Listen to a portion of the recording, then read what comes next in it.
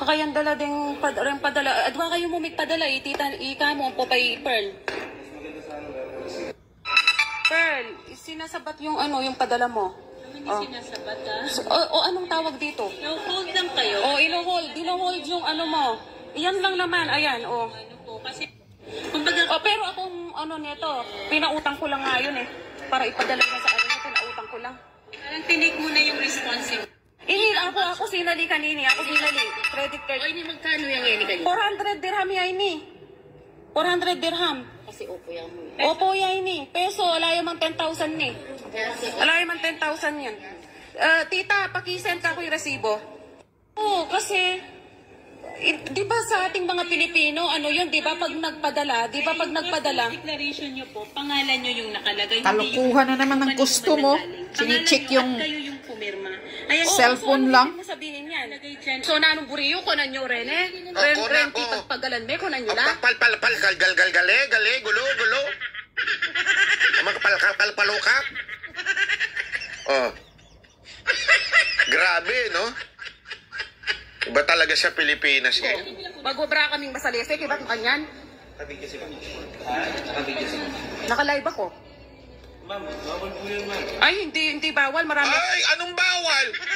Sabi ni Duterte nun, mag-iskandalo pa nga eh. anong bawal. Kung ako, mag-iskandalo pa ako. Sino ba nagsasabing bawal? Ulul. I-record ko. Anong bawal?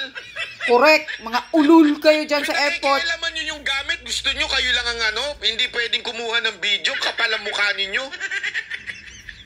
Anong tinatago nyo dyan?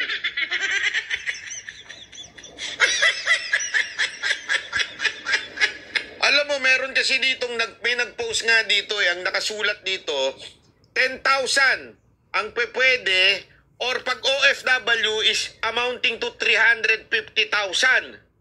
Okay? Pero kasi alam nyo nung panahon ni Pangulong Duterte, kabilin-bilinan na yan eh. Huwag nang gagalawin yung mga balikbayan, huwag nang bubuksan. Naalala nyo yun? Baka ngayon bubuksan na eh. Di ba Mga patay naalala nyo, gutom sinabi ni eh. Pangulong Duterte yan, pag mga OFW, dapat di na binubuksan yung balikbayan. Kaya yan nga. ang naging patakaran nun. Ano na nangyari ngayon? Yung mga patay gutom. Gusto mangulimbat. Ano? Mga Naghahanap patay ng gutom kasalanan. na kayo sa airport ngayon, mga customs? Patay gutom na kayo ngayon? Yan. Para-paraan na lang? Hahanap Parang ng paraan. ano nangyari yung mga snatcher sa Quiapo? Meron pa bang snatcher sa Quiapo? Baka mamaya masita ako ni Hani Lacuna. Yung mga snatcher sa ano na lang, sa Shaw Boulevard. Maraming snatcher dyan sa Shaw Boulevard, sa ilalim, sa may EDSA. O snatcher dyan sa Shaw Boulevard, EDSA. Binigyan na ba kayo ng trabaho sa customs? Anak kayo ng wewe O sabi ni V. Kaibigan. V. Kaibigan ba yun? Hindi ko mabasa kasi nakashades ka ng banat ba eh. Mahiyahiya naman kayong mga customs dyan. Peperahan nyo pa. Sana, alam mo, eto sana kung ano yan, kita mo na nga, may mga pangalan, hindi naman yan siguro pambenta. Sana kung mga 10, 5, kahit nga siguro 3, 4. Kasi mas mura na nga naman sa ibang bansa eh. Ilan lang yan? 2. Ako nga, magbitbit ako ng 3 cellphone. O 5. Ano ba naman katarantaduhan yung customs? Kakayandala. Kakayandala ding padala. Adwa kayo mo may padala. Tita, Adwa, dalawa. Ano ba to? Ilocano ba si ate? Yun nga Adwa, hirap dalawa yun din. eh. mo po kay Pearl. Yung iPhone ko. Regalo pa naman ni ate sa akin yan. iPhone 15 Pro Max. To Kuya Banat Bay. Ay, di. Ate kasi ganito, mga OFW, next time. Next time, Gusto nyong papasukin kayo dyan, ilagay nyo dyan, to Banat Bay. From Banateros. Tapos pagka tinanong, kanina yan? Kay Banat Bay to. Kukunin nyo? Kukunin nyo? May reklamo kayo? Tapos i-video mo. I-video mo, Ayun, kapangpangan daw. I-video mo, tapos pagka ninakaw ng customs, padala mo dito yung video.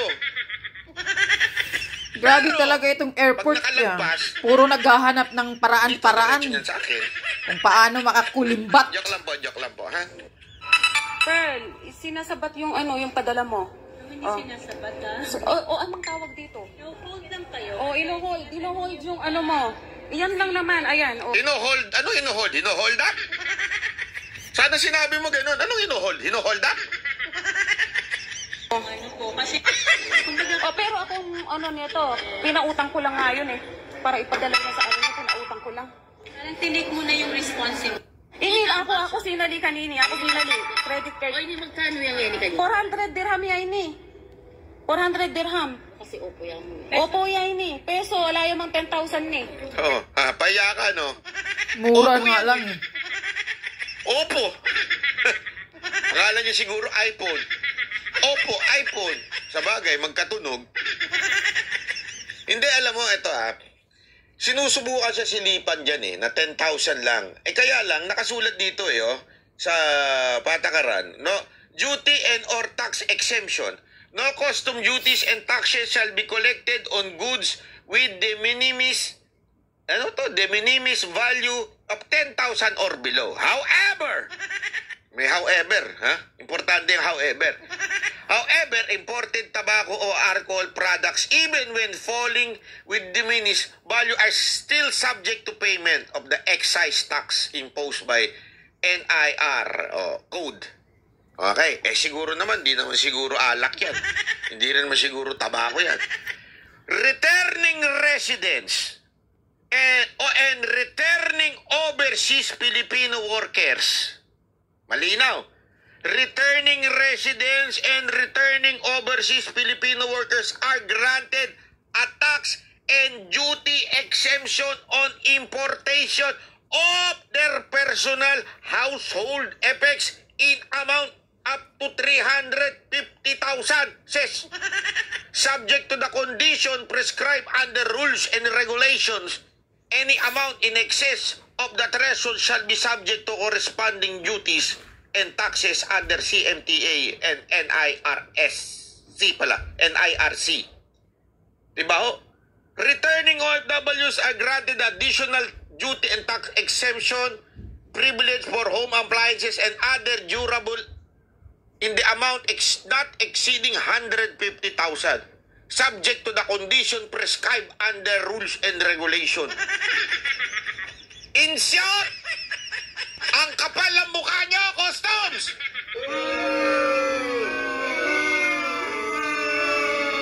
Pati ba naman yung OFW, ginagatasan nyo?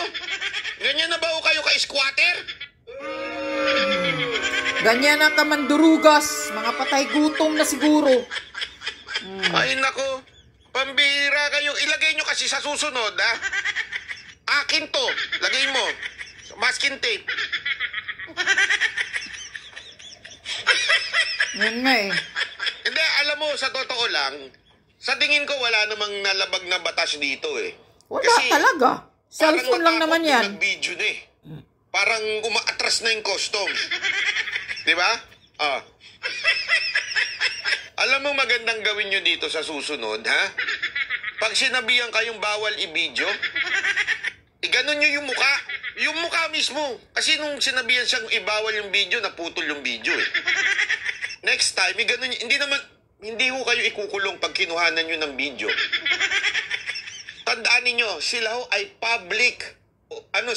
Public servant ho sila.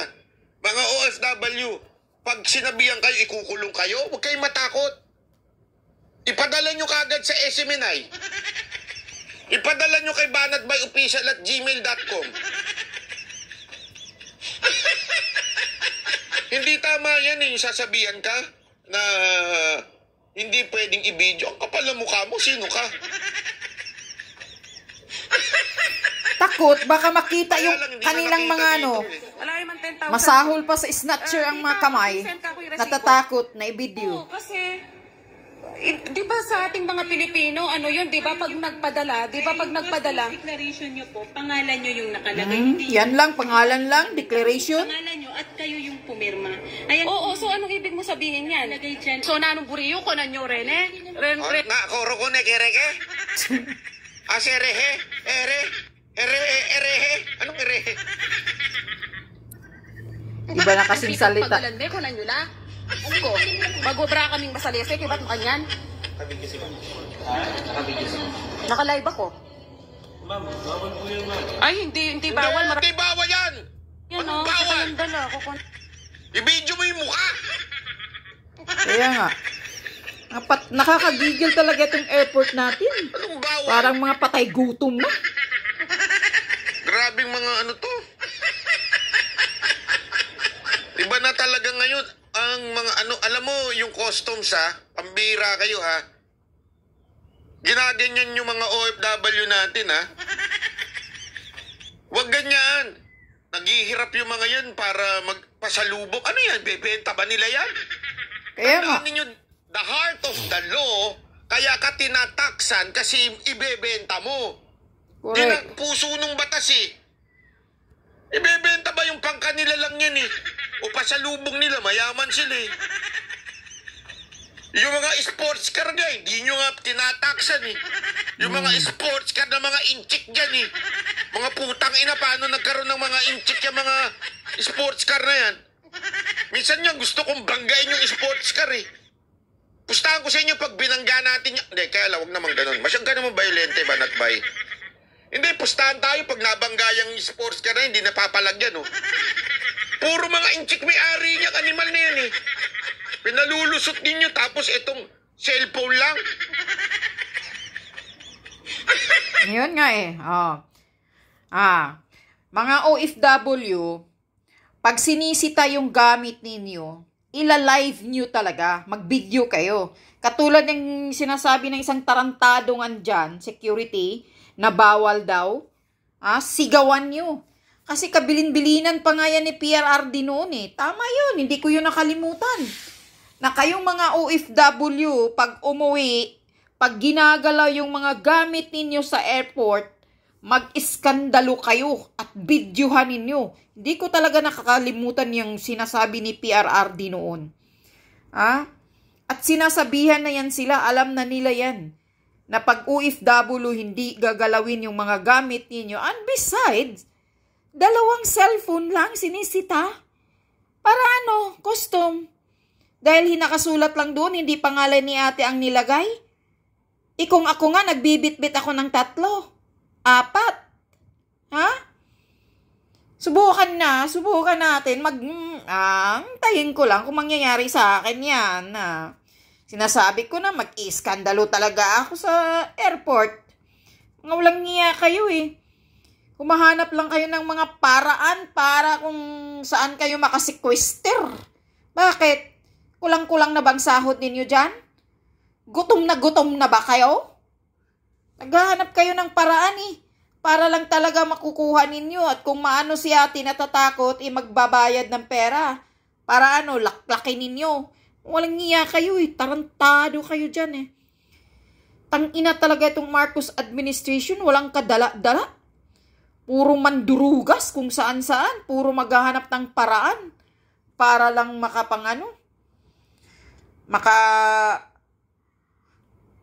makakamkam. Kung sa OFW, kamkam din tawag dyan. Naghahanap lang ng paraan. Hindi kayo nagbabasa ng batas. Gamitin nyo ang batas. Ayan, binabasa ni Banat Bay kanina. Yung rules. Yung batas dyan. Alam nyo ba yan, custom? Hindi kayo nagbabasa. Ang sa inyo lang, bakit hindi ito na-declared? Subukan nga natin sa akin. Pag mangyayari yan, yari talaga kayo sa akin. Yayariin ko din kayo. Sobrang katarantaduhan na to eh. Panggagago na to talaga sa atin. Kung matatakot tayo, ayan, magbibigay tayo ng pera, magsisitol. Kasi kukunin nila yan. Ang akala siguro na yung custom na bruha na yan, mamahalin yun, iPhone yun. Hindi mo pa nga inaalam kung anong cellphone yun. Oppo pala, wala pang 10,000. Pahiya ka ngayon. Kapal ng mukha ninyo talagang nasa government official, mga gobyerno kayo. Dapat ayusin nyo nang maayos ang serbisyo ninyo dahil mga public servants kayo. Ibig sabihin lang yan, Walang kaibahan yan, katulong kayo ng taong bayan. Yan, na nandyan lang kayo sa gobyerno, na kunyari malinis kayo tingnan. Walang kaibahan ng katulong sa bahay yan. Oh. Na nagsiservisyo ang katulong sa amo. Kayo, katulong kayo ng mga taong bayan. Ano ibig sabihin ng public servant? Sinasahuran kayo namin. Mga taxpayer, manghinayupak kayo. Langya kayo. Kapal ng mukha ninyo. Naghahanap lang talaga kayo ng kasalanan para makakuha kayo ng ano. Tangina tong custom na to, ah.